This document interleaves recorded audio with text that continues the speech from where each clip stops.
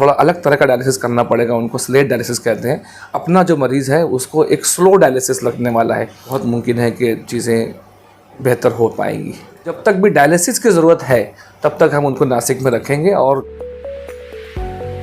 Fancy garment and kids mall, Ayesha Nagar police station के सामने, हजार खोली, मालेगांव।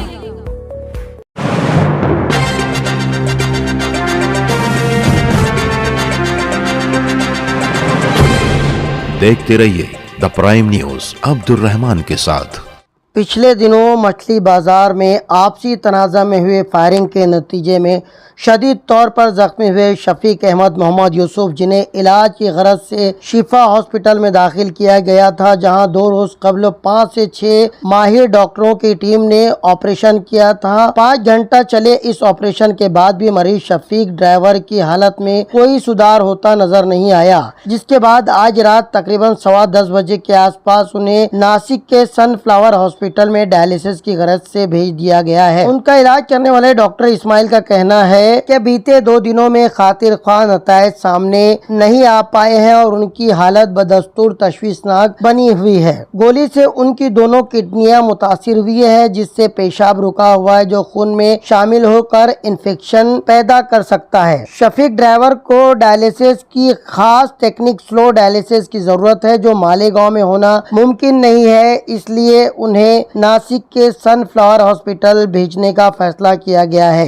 एक डॉक्टर की मौजूदगी में सभी आलात और सहूलियात से आरास्ता एम्बुलेंस के जरिए उन्हें नासिक भेज दिया गया है। उनकी एक झलक देखने के लिए अहले खाना के साथ साथ लोगों की अच्छी खासी भीड़ देखी गई। उनके बच्चों और घर वालों को रोता बिलखता देख हर किसी का कलेजा पसीज गया। एक बेगुनाह शख्स का इस तरीके से गोली का शिकार हो जाना लोगों में मौजूए बहस बना हुआ है। इस मामले में मसूद नामी शख्स को गिरफ्तार किया जा चुका है, जबकि दूसरा मुलजिम फरार बताया जा रहा है। शफीक ड्राइवर के अहले खाना ने अहलियाने शहर को शफीक ड्राइवर के ताल्लुक से दुआए सेहत करने की गुजारिश की है। गन शॉट इंजरी के बाद ऑपरेशन मैंने 2 दिन पहले मैंने बताया था, ऑपरेशन कामयाब हुआ। ऑपरेशन के बाद पेशेंट को आईसीयू में रखा गया, बट पिछले 2 दिनों से जब ऑपरेशन के बाद से उनकी किडनीज काम नहीं कर रही थी।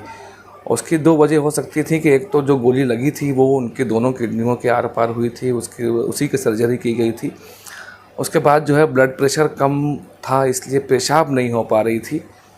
हमने 2 दिन इंतज़ार किया, दवाओं के असरात के आने में 2 दिन का इंतज़ार किया, बट आज दिन भर से पेशाब नहीं हुई। और आज हमने डॉक्टर देवी कुमार केलकर, जो किडनी के स्पेशलिस्ट हैं, उनका मालेगांव विज़िट हुआ था, उनको दिखाया। डॉक्टर साहब ने भी डायलिसिस का ही एडवाइस किया।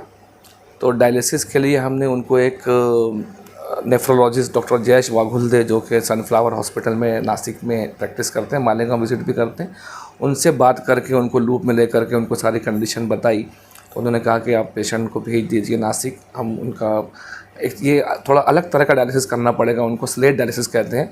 हमारे मालेगांव में भी डायलिसिस की सुविधाएं हैं, लेकिन अपना जो मरीज़ है उसको एक स्लो डायलिसिस लगने वाला है।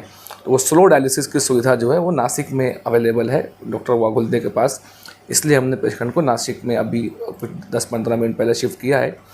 उम्मीद करते हैं कि अगर उनका डायलिसिस हो जाए तो बहुत मुमकिन है कि चीज़ें बेहतर हो पाएंगी। एक डायलिसिस में सब चीज़ें ठीक हो जाना तो मुमकिन नहीं लगता, उनको मल्टीपल टाइम्स यानी कई 1, 2, 3, 4 शायद डायलिसिस लगेंगे।